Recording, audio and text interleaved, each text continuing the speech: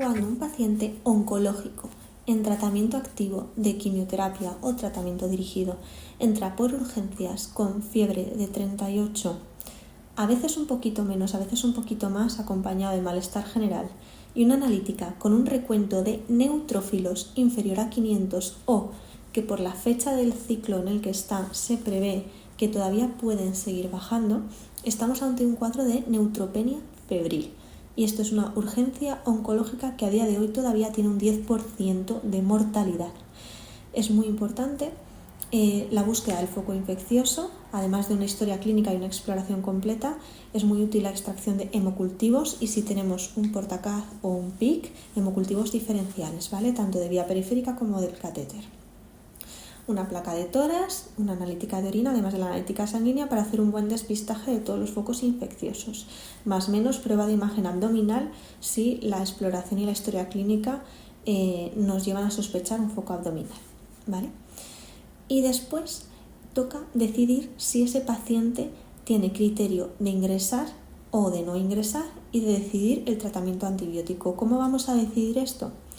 Para decidir si el paciente es de alto riesgo o de bajo riesgo, nos vamos a apoyar en la escala MASC, M-A-S-C-C, que según unos criterios nos da un puntaje en el que si el puntaje es superior a 21, el riesgo de mortalidad se estima que es menor al 5% y se consideraría un paciente de bajo riesgo. En esos casos nos podríamos aventurar a dar una alta hospitalaria con un antibiótico que se puede tomar de forma oral en domicilio. Aquí habitualmente los tratamientos recomendados por las guías te dicen que hay que tener en cuenta las resistencias antimicrobianas locales, pero que en líneas generales tienes que poner 2 antibióticos y uno de ellos tiene que ser una quinolona. Un ejemplo sería, por ejemplo, amoxicilina clavulánico con ciprofloxacino, ¿vale? Si la escala MASC nos da un puntaje inferior a 21 y sobre todo inferior a 15, es un paciente en el que el riesgo de mortalidad está elevado. Sería una neutropenia febril de alto riesgo y ahí sí que se recomienda el ingreso hospitalario y la antibioterapia intravenosa con amplio espectro. Ahí sí que nos tenemos que plantear un amplio espectro tanto para gram negativos como para gram positivos. Si bien es verdad que las mayores cifras de mortalidad suelen ser en pacientes que tienen sepsis por bacterias gram negativas, ¿vale? Siempre hay que asegurarse de cubrir bien la pseudomonas, por ejemplo con piperacilina tazobactam, o si es un paciente que tiene muchos ingresos previos y alto riesgo de resistencias con meropenem. ¿Qué tiene en cuenta la escala MASC? Pues tiene en cuenta la edad, la hipotensión, la deshidratación, si el paciente tiene EPOC o no tiene EPOC. También tiene en cuenta los síntomas, si son leves, moderados o graves. Y también tiene en cuenta si tiene una neoplasia hematológica o un tumor sólido activo.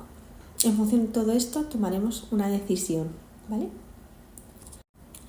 Por último, hablar de los pacientes que están borderline, intermedios entre irse de alta o tener que ingresar. Siempre tenemos la opción de observar estos pacientes de 12 a 24 horas para decidir qué hacer con ellos en función de la evolución. Para la duda de los factores estimulantes de crecimiento de colonias, como por ejemplo puede ser el filgastrim o el pegfilgastrim, hay que tener en cuenta que sí que disminuyen el riesgo de hospitalización y acortan la estancia de hospitalización, pero no han demostrado disminuir la mortalidad y eso será individual en función de las cifras de neutrófilos y la gravedad del paciente.